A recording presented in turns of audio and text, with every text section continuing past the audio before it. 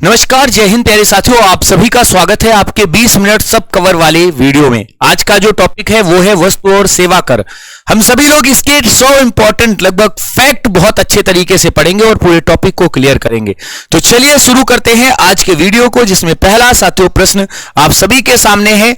आप सभी लोग पढ़िएगा जीएसटी का बेसिक स्ट्रक्चर क्या है। तो जीएसटी का पूर्ण रूप क्या होता है? तो वस्तु और सेवा कर यानी गुड एंड सर्विस टैक्स होता है। 1 जुलाई 2017 से साथियों इसे लागू किया गया था। भारत में जीएसटी कब लागू किया गया? 1 जुलाई 2017 में। इसमें लिखूं ना तो 50 चीजें हैं, जैसे जीएसटी को मंजूरी देने के लिए विजय केलकर समिति का गठन किया गया, जीएसटी के पिता अटल बिहारी वाजपेयी जी थे, डैश डैश एक्सेट्रा, जितने भी टॉपिक है सब बता दूं, लेकिन अभी सब कुछ अंदर है। टॉप 100 पॉइंट है जीएसटी के, सोचिए तो सही। तो हम क्यों लिखें भाई अटल बिहारी वाजपेयी जी जीएसटी के पिता कहे जाते हैं?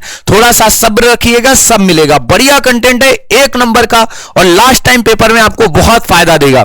जीएसटी किस प्रकार का कर है? अप्रत्यक्ष यानी इनडायरेक्ट टैक्स है। याद रखिएगा, जल्दी से बताइए जीएसटी का मुख्य नारा क्या था? तो एक राष्ट्र एक कर एक बाजार, इसका नारा है। जीएसटी लागू करने का सुझाव ये विजय केलकर समिति का है। यह समिति 2002 से काम कर रही थी और अटल बिहारी वाजपेयी जी ने इसे गठित करवाया था। जीएसटी को मंजूरी देने वाला भारत का पहला राज्य असम है। असम ने कब मंजूरी दिलाई थी? तो नोट करके डाल लीजिएगा, 12 अगस्त 2000 साथियों ध्यान रखना, 16 में मंजूरी दिलाई। दूसरा राज्य अगर आपसे कोई पूछे तो भारत का बिहार है, जिसे 16 अगस्त को आप सभी लोग याद रखना 2016 में मंजूरी मिली थी। अगला सवाल कह रहा है 7वें नंबर का, भारत में जीएसटी लागू करने वाला अंतिम राज्य यानी यूनियन टेरिटरी कौन थी? तो जम्मू कश्मीर को आप सभी लोग लगा देंगे। अगला सवाल है विश्व में सबसे पहले जीएसटी जो है वो किस देश ने लागू की थी? तो फ्रांस ने 1954 में लागू की थी। हम सभी को याद रखना है इसका इकहरा मॉडल था। भारत में जीएसटी का मॉडल जो है ये कनाडा बेस है। कनाडा में जीएसटी 1991 में आ गई थी और कनाडा में जीएसटी जो है इसका दोहरा मॉडल लागू होता है। तो भारत में भी जीएसटी का दोहरा मॉडल आपको मिल जाएगा। संविधान और कानून की अगर हम बात करें तो जीएसटी को लेकर सबसे पहले साथियों विधेयक प्रस्तुत किया गया था। यह विधेयक जो है 2014 में प्रस्तुत किया गया। तो 101वां संशोधन विधेयक 2014 आप सभी को याद रहेगा। अगर बात करें संशोधन अधिनियम की तो जीएसटी के लिए 101वां संशोधन अधिनियम लाया गया, जिसे 2016 में लाया गया था। अब दोनों में अंतर समझ लो। देखो, विधेयक और साथियों अधिनियम में अंतर होता है। विधेयक का मतलब अभी किसी सदन ने इसे पारित नहीं किया है साथियों, यानी ये एक साधारण साथियों विधेयक के रूप में प्रस्तुत किया जाएगा। या अगर विशेष विधेयक है, संविधान संशोधन विधेयक है, जैसे जीएसटी संविधान संशोधन विधेयक है, तो इसे प्रस्तुत करने से पहले राष्ट्रपति की मंजूरी लेनी होगी। यह हम सभी को याद रखना होगा। तो विधेयक प्रस्तुत होगा, फिर इसके बाद दोनों सदन इसे बारी बारी से पारित करेंगे, राष्ट्रपति इस पर हस्ताक्षर करेगा, तब जाकर के ये अधिनियमित होगा, तो तब ये अधिनियम बनेगा। तो अधिनियम जो है ये 101वें नंबर का है, जिसे 2016 में साथियों ध्यान रखना हम सभी लोग देखेंगे पारित किया गया था। जीएसटी को राष्ट्रपति की मंजूरी कब मिली थी? 8 सितंबर 2016 को आप सभी लोग याद रखना इसको मंजूरी दे दी गई थी, ध्यान रखना। जबकि अगर आपसे कोई पूछ दे बताइए जीएसटी को साथियों एक तरीके से लागू करने की पूरी एक तरीके से व्यवस्था कब की गई, या राष्ट्रपति ने इसे कब एक तरीके से फाइनलाइज किया था? तो अप्रैल 2017 में आप सभी लोग याद रखना फाइनलाइज किया गया, और उन्होंने डेट डाल दी थी 1 जुलाई की, आप सभी को याद रखना है 2017 की, और उसी डेट से इसे लागू कर दिया गया था कि भाई लागू होगा। यह आप सभी को याद रखना होगा। कह रहा है बताइए संविधान के किस अनुच्छेद के तहत जीएसटी काउंसिल का गठन किया गया? साथियों 279A के तहत इस काउंसिल में 33 सदस्य आप सभी को मिल जाएंगे, फटाक से लगा देना। बात करते हैं 14 नंबर क्वेश्चन, किस अनुच्छेद के तहत अंतरराज्यीय साथियों व्यापार पर आईजीएसटी लगाया जाता है? तो आईजीएसटी का मतलब होता है, आई का मतलब इंटीग्रेटेड होता है, नोट कर लीजिएगा, इंटीग्रेटेड होता है, अंतरराज्यीय इसको हिंदी में कहते हैं। आर्टिकल 269A के तहत अंतरराज्यीय साथियों ध्यान रखना हम सभी लोग पढ़ेंगे भाई, एक तरीके से जीएसटी का टाइप प्रस्तुत किया गया है। जीएसटी को लागू करने के बाद कुल कितने प्रकार के अप्रत्यक्ष कर इनडायरेक्ट टैक्सेस खत्म हो गए? तो 1.5 दर्जन से ज्यादा, याद रखना 17 कुल ऐसे कर जो हैं वो खत्म हुए थे। जीएसटी लागू करने के लिए कितने उपकरों को समाप्त किया गया? तो 23 उपकर, देखो 17 जो समाप्त हुए वो इनडायरेक्ट टैक्स थे और 23 जो है ये सेस हैं जो समाप्त किए गए हैं। अगला देख लो, कह रहा क्या जम्मू कश्मीर के लिए अलग जीएसटी कानून था? तो हाँ, उस समय 2017 में, क्योंकि अंतिम रूप से जीएसटी को इसी ने मान्यता दी थी, क्योंकि आप जानते हैं भारतीय संविधान में एक धारा 370 आपको मिलेगी। ये 370 धारा 1949 में लागू की गई थी और इसे आप सभी को पता है 5 अगस्त को 2019 में समाप्त कर दिया गया। तो इस बीच में आप जानते हैं 2017 का वर्ष आएगा जब जीएसटी को साथियों लागू कराया गया था। तो जम्मू कश्मीर के पास विशेष अधिकार 370 धारा और 35A उपलब्ध थी। जीएसटी कानून के तहत कर चोरी करने पर जेल का प्रावधान है 5 साल का, ये आप सभी को याद रखना होगा। और जीएसटी काउंसिल और उसके प्रशासन एडमिनिस्ट्रेशन से जुड़े हुए अब हम बात करेंगे प्रश्नों पर, है ना। थोड़ा सा एडमिनिस्ट्रेशन की बात कर लेते हैं, टॉपिक वाइज चीजें हैं। कह रहा है जीएसटी काउंसिल परिषद का अध्यक्ष केंद्रीय वित्त मंत्री होता है। इसमें सदस्यों की संख्या पूछ दे तो 33 होते हैं, वित्त मंत्री इसका अध्यक्ष होता है। जीएसटी काउंसिल में राज्यों के पास कितना वोटिंग होता है? तो 2/3 वोटिंग होता है। इसी को आप सभी लोग 66.66% कह सकते हैं। अगर हम बात करें जीएसटी काउंसिल में केंद्र के पास कितना, तो केंद्र के पास 1/3 अर्थात 33.33% धारिता होती है। जीएसटी काउंसिल का हेडक्वार्टर कहां पर है? तो नई दिल्ली आप सभी लोगों को जीएसटी काउंसिल का हेडक्वार्टर मिल जाएगा। हम सभी भाइयों को याद करना होगा, जीएसटी काउंसिल में कोई भी निर्णय बहुमत से लिया जाता है और वो बहुमत होता है साथियों विशेष प्रकार का। जो विशेष बहुमत होता है वो 3/4 का होता है, इसे आप सभी को याद करना होगा। अगला सवाल देखिए, जीएसटी काउंसिल की बैठक के लिए कोरम कितना होता है? तो अगर कभी भी इसकी बैठक होती है तो 50% सदस्यों का उपलब्ध होना आवश्यक है। 33 है तो 17 सदस्य होने चाहिए। अगला देखो, क्वेश्चन कह रहा है भारत में वर्तमान में केंद्रीय वित्त मंत्री, ये तो निर्मला सीतारमण है जो जीएसटी काउंसिल की अध्यक्ष भी है। अगर बात करें जीएसटी काउंसिल राज्यों का प्रतिनिधित्व तो राज्य के वित्त मंत्री या राजस्व मंत्री करते हैं। जीएसटी के प्रकार और दरों की बात करें तो जीएसटी के आप सभी लोग 3 प्रमुख प्रकार पढ़ेंगे। सी का मतलब केंद्रीय जीएसटी, जिसको सभी लोग जानते हैं सेंट्रल जीएसटी कहते हैं। और अगर हम बात करते हैं साथियों एसजीएसटी की तो ये स्टेट जीएसटी होता है, हम सभी को याद रखना होगा। अगर इसकी बात करें तो ये राज्य सरकारों के अधीन होता है। आईजीएसटी की बात करें तो ये इंटीग्रेटेड जीएसटी होता है, आराम से कर लोगे।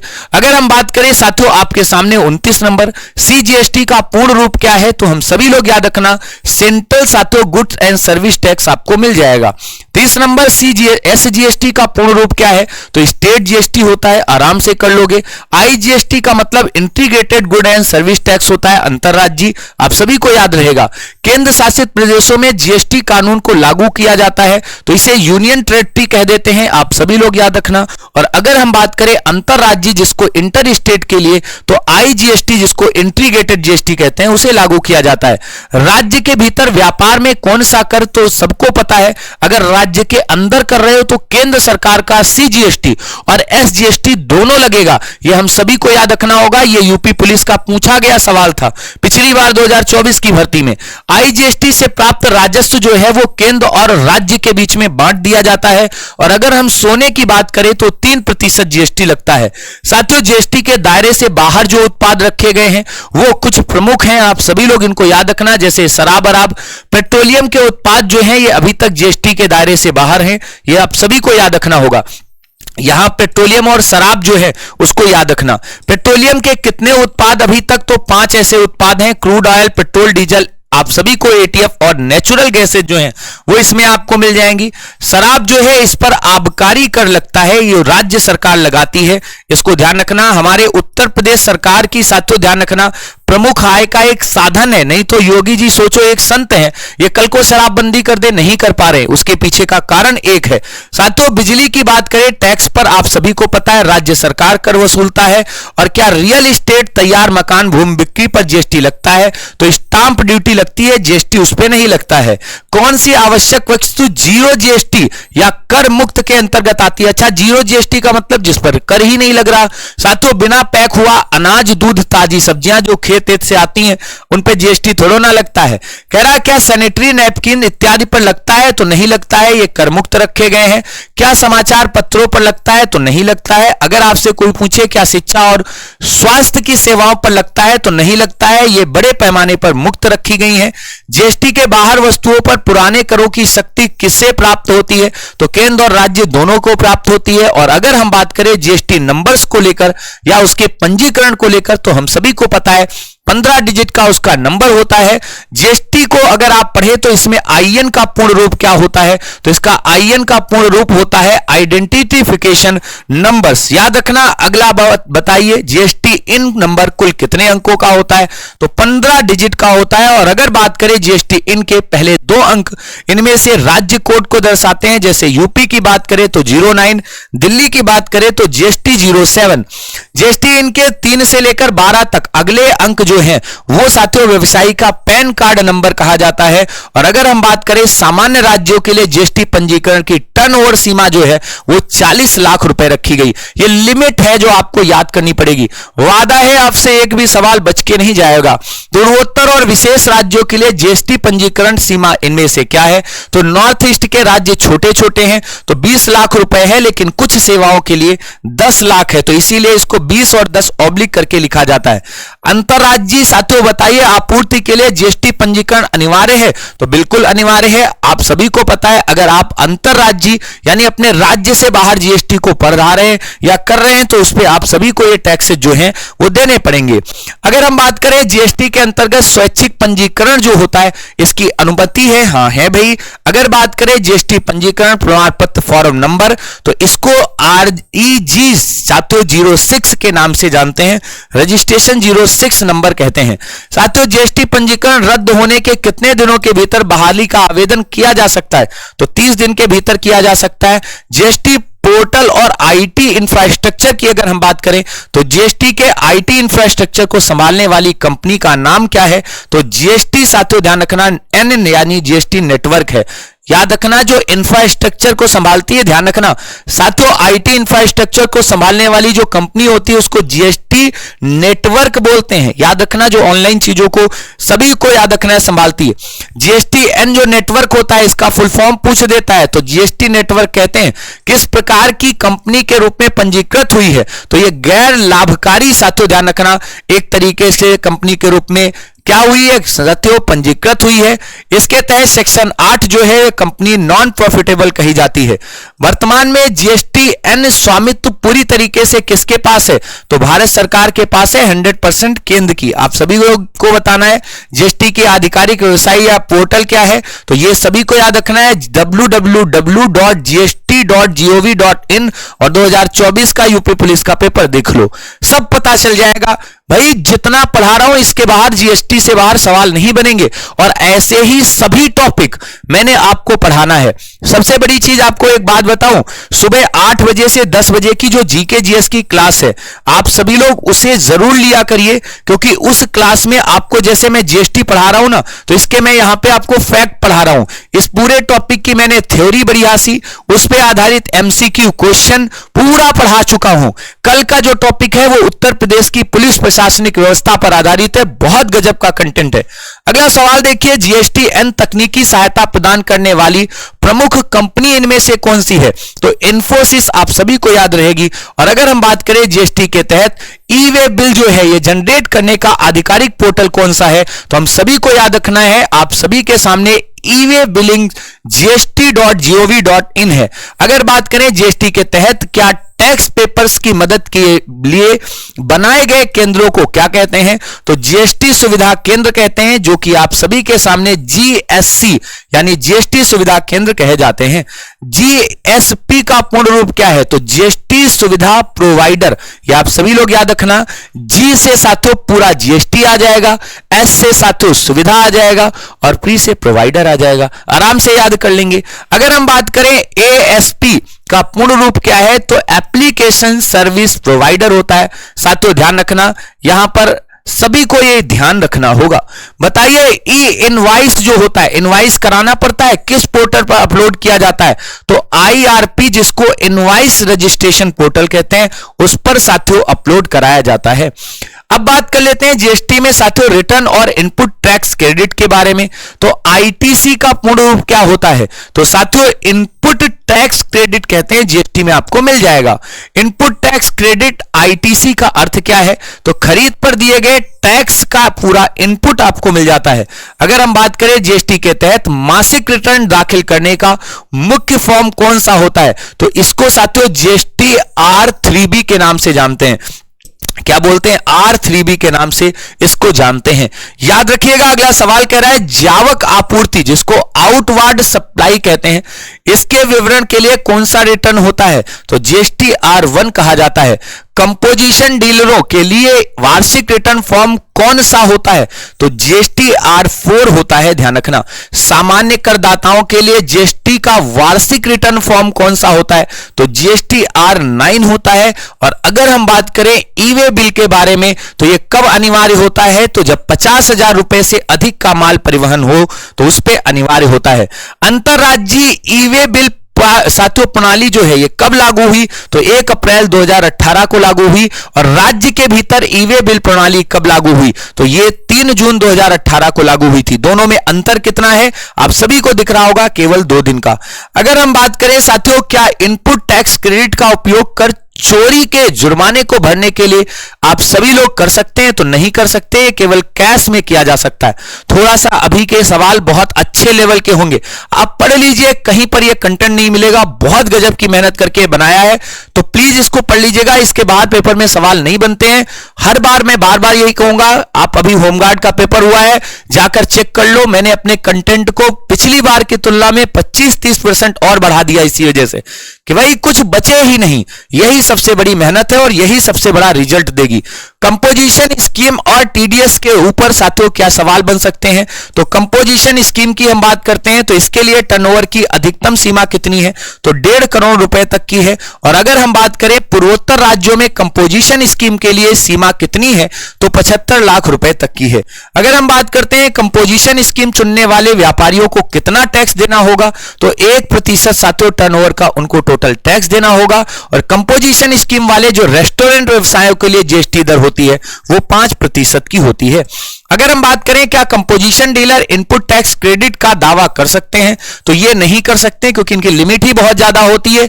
जीएसटी के तहत टीडीएस यानी टैक्स डिडक्ट एट सोर्स काटने की दर क्या होती है? तो 2%, 1% केंद्र सरकार, 1% राज्य, यानी दोनों मिलकर के साथियों ध्यान रखना एक तरीके से अपना अपना हिस्सा ले लेते हैं। अगर हम बात करें साथियों सरकारी विभागों को कितने रुपए से अधिक के अनुबंध पर टीडीएस काटना अनिवार्य है? तो 2.5 लाख रुपए से ज्यादा अगर है तो टीडीएस कट जाएगा। साथियों टीसीएस का पूर्ण रूप क्या है? तो टैक्स कलेक्टेड एट सोर्स होता है, ध्यान रखना। और ई कॉमर्स ऑपरेटरों जैसे अमेजॉन, फ्लिपकार्ट के लिए टीसीएस की दर क्या है? तो ये 1% के करीब है। विविध और तकनीकी शब्द जो जीएसटी में आपको दूसरों से अलग बना देंगे। जीएसटी किस सिद्धांत पर आधारित है? तो ये गंतव्य आधारित टैक्स है और ये भी पिछली बार पूछा गया था। क्या कह रहे थे? इस बार पेपर में मुकाबला कर का और एक एक सवाल को उठा कर लेकर आना। गंतव्य आधारित कर का क्या मतलब है? तो टैक्स उस राज्य को मिलेगा जहां वस्तु का उपभोग हो रहा है, यानी फाइनली यूज हो रहा है। कह रहा है रिवर्स चार्ज मैकेनिज्म, जिसको आरसीएम कहते हैं, ये क्या होता है? जहां खरीदार सीधे सरकार को टैक्स देता है, उसको कहते हैं। अगर हम HSN कोड को कहें तो इसका पूर्ण रूप क्या होता है? तो इसको हार्मोनाइज्ड सिस्टम ऑफ नोमेनक्लेचर कहते हैं, आप नोट कर लेना। HSN कोड जो होता है इसका उपयोग किसके लिए किया जाता है? तो वस्तुओं गुड के वर्गीकरण के लिए किया जाता है। अगर हम बात करें ASAC, ये कोड क्या होता है? तो ये सर्विस अकाउंटिंग कोड होता है। और अगर बात करें ऐसे कोड का उपयोग किसके लिए किया जाता है? तो ये सर्विसेज के क्लासिफिकेशन या वर्गीकरण के लिए किया जाता है। 5 करोड़ से अधिक का टर्नओवर करने वाले व्यवसायों के लिए कितने अंकों का HSN कोड होना चाहिए? तो ये 6 अंकों का साथियों आपका डिजिट कोड होना चाहिए। अगर हम बात करें साथियों भारत में जीएसटी के ब्रांड एम्बेसडर कौन बनाए गए थे? तो अभी तक केवल अमिताभ बच्चन बनाए गए हैं। और अगर बात करें भारत में जीएसटी के कार्यान्वयन से राज्यों को राजस्व नुकसान की भरपाई कितने वर्षों तक करने का वादा किया जाता है, तो 5 वर्ष साथियों ध्यान रखना। 2022 तक इसके लिए, जैसे 2017 से हम सभी लोग जानते हैं जीएसटी लागू हुआ था, तो 5 वर्ष तक साथियों वादा किया जाता है। तो आप सभी लोगों ने देखा कि हमारे जीएसटी से जुड़े हुए ये 95 सवाल थे, जिनको हमने पूरी मेहनत करके एक एक चीज को अच्छे से आपको समझाने की कोशिश की। ये जो आप सभी लोगों के सामने वीडियो है, इस वीडियो के साथ साथ आप सभी लोगों को मैं बता दूं, हम हर एक टॉपिक को मात्र 20 मिनट में ही ऐसे ही जबरदस्त कंटेंट के साथ लेकर आ रहे हैं। तो एक बार कमेंट बॉक्स में आप सभी लोग जरूर बताइएगा कि जीएसटी का जनक कौन है, भारत में जीएसटी लागू की गई थी किस नंबर का देश है। ये कुछ पॉइंट हैं जीएसटी के बारे में आपको बताने होंगे। दूसरा, ये वीडियो आपके लिए कितना हेल्पफुल है कि आज तक जीएसटी तो पढ़ा था बहुत ज्यादा, लेकिन आपको 20 मिनट में ही पूरा जीएसटी बहुत अच्छे से रिवाइज हो गया। वीडियो को 2 या 2x की स्पीड पर भी देख सकते हो, बढ़िया देखिएगा, शेयर जरूर करिएगा ज्यादा से ज्यादा विद्यार्थियों में। इसके साथ साथ सुबह 8 बजे से 10 बजे वाली जो जीके जीएस की क्लास है उसे जरूर लेना है।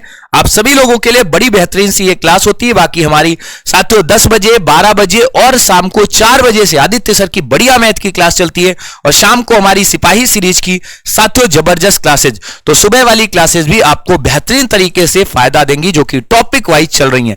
तो आज के लिए इतना ही। जय हिंद, जय भारत।